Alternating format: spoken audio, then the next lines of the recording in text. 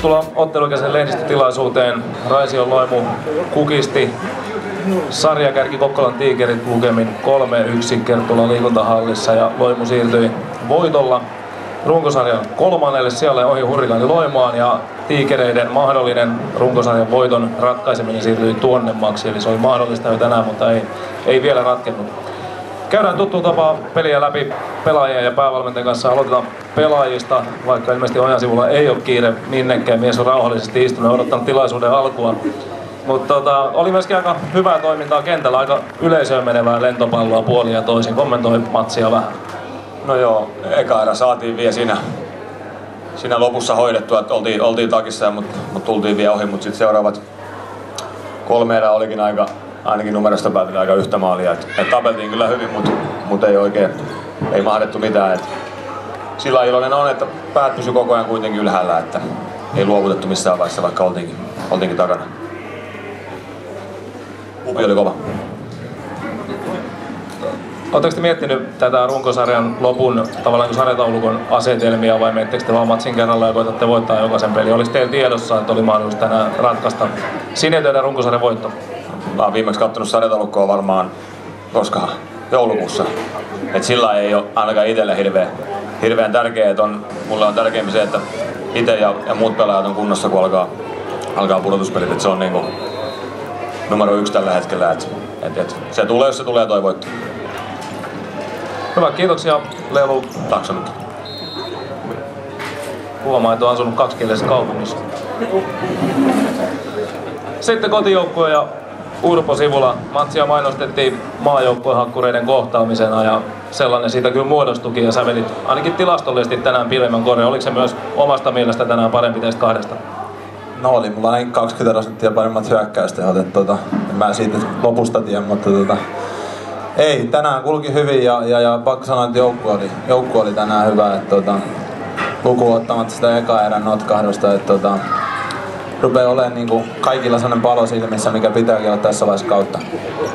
No, tämä oli aika erinäköinen matsi ilmeisesti, mitä Loimu ja Tiikereiden edellinen kohtaaminen Kokkolassa, jossa Tiikerit vei selvän voiton. Niin mikä oli sun mielestä suurin muutos ottelussa, että tämä päättyi tänään tällaisen lukemin? No varmaan se aika lailla, että mä tulin suoraan hautajaista sinne, eipä siitä enempää. No miten se runkosarjan loppu? Loimu taistelee Hurrikaanin kanssa 3. sijasta. Onko sä kattonut sarjataulukkoa milloin viimeksi? Lelu ei ollut vähän aikaa viikoilla. Joka päivä luen Hotsportin ja katon sarjataulukon ja kaikki mikä liittyy itteen. Mutta joo, siis toi 3. sija on ollut tavoitteena ja eipä se mikään yllätys ole varmaan kenellekään, että se on tässä otettu ja tosiaan niin kuin olen sanonut jo monta kertaa, että tää on se vaihe kaudesta, kun pitää olla peli-ilme ja halu kohdillaan, niin hyvältä näyttää. Hyvä, kiitoksia Upi. Päästetään sut Lelun perään.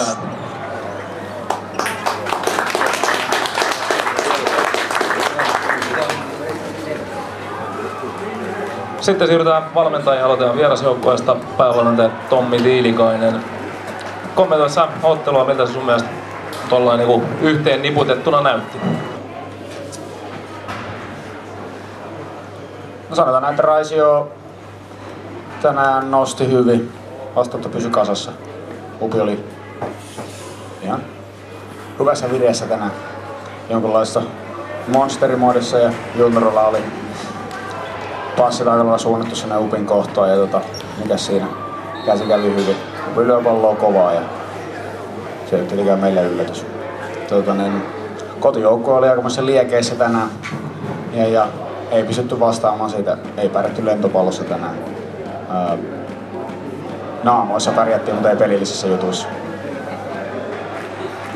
No, sulta puuttu tänään muutama aika tärkeä pelaaja.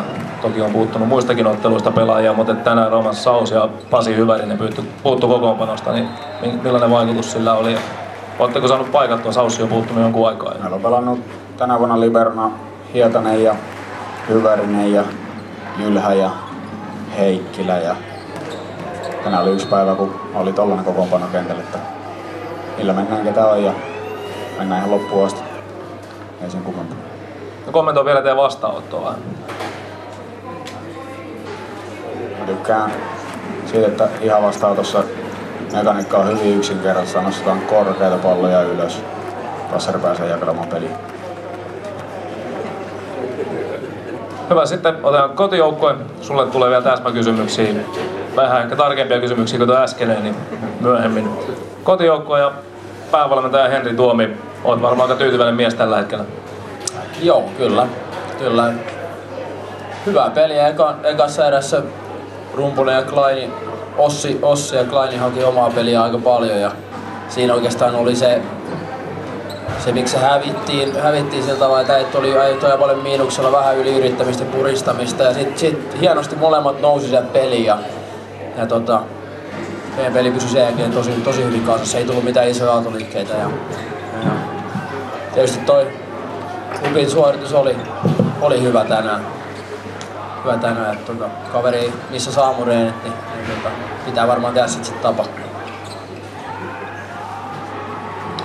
Henkka, kuinka tärkeä pelaaja Florian Ringsize on tällä hetkellä joukkueen kokonaisuuden kannalta? Tänään jälleen aika maagisia suorituksia. No on. Se tärkeä on, mutta sanotaan näin, että toi on aika hyvässä balanssissa toi kuusikkopeli, että joka äijä on pirun tärkeä siinä, että ei se flow yksinään siellä.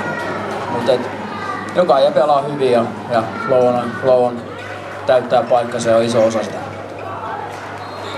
Nyt viime aikoina olette saanut monta isoa voittoa tosi tyylikkäiden peliesitysten jälkeen. Kuinka tyytyväinen tällä hetkellä olet joukkueen pelilliseen tasoon? Joo, no pitää tyytyväinen olla, mutta kyllä se oli mielenkiintoista nähdä ottelun jälkeen, niin ei siellä mitkään suuret juhlat ollut ja kohtalaisen naama peruslukevilla ajat tuli jo kättelystä pois. Et näilläkään on paljon isompia asioihin ja tyytyväinen pitää olla otteluun, mutta aika hyvä fokus on porukalla tällä hetkellä niin kuin seuraavaa peliä ja sen jälkeen taas eteenpäin. Ihan totta kai hyvät fiilikset, mutta niin sanottu, niin kova nälkä on tehdä isompikin juttuja. Kiitos Henkka ja tsemppiä jatkoon. Kiitos. Ja sitten Tommin vuoro. Tänään, kuten eilen Loimaallakin, niin vassari Steven Kiho joutui tekemään aika paljon ylimääräistä duunia, kun juoksi noita vastaanottoja, että pystyi passaamaan. Kuinka tyytyväinen hänen iltapuhteeseen kaikesta huolimatta olet tänään? No mä en käydä sanoa tyytyväinen. Mä oon iloinen, että Stevie on terveenä ja ensi viikolla alkaa playerit. Lauri Jylhä pelasi, kuten eilenkin, niin ihan kelpo ottelu. Kuinka tyytyväinen oot, vaikka nyt tyytyväinen sana et käytäkään, niin mitä mieltä oot nuoren kaverin panoksesta eilen ja tänään? Tämmöisiä isoja pelejä Lauri pitää kokea, koska Lauri on menossa isoille areenoille kyllä ja nämä hetket pitää päästä kokemaan ja se on loistavaa, että Lauri kokee nyt meidän kanssa tällä hetkellä. Ottelun loppuvaiheessa tuntui siltä, että Lelu sai aika paljon ratkaisukuormaa.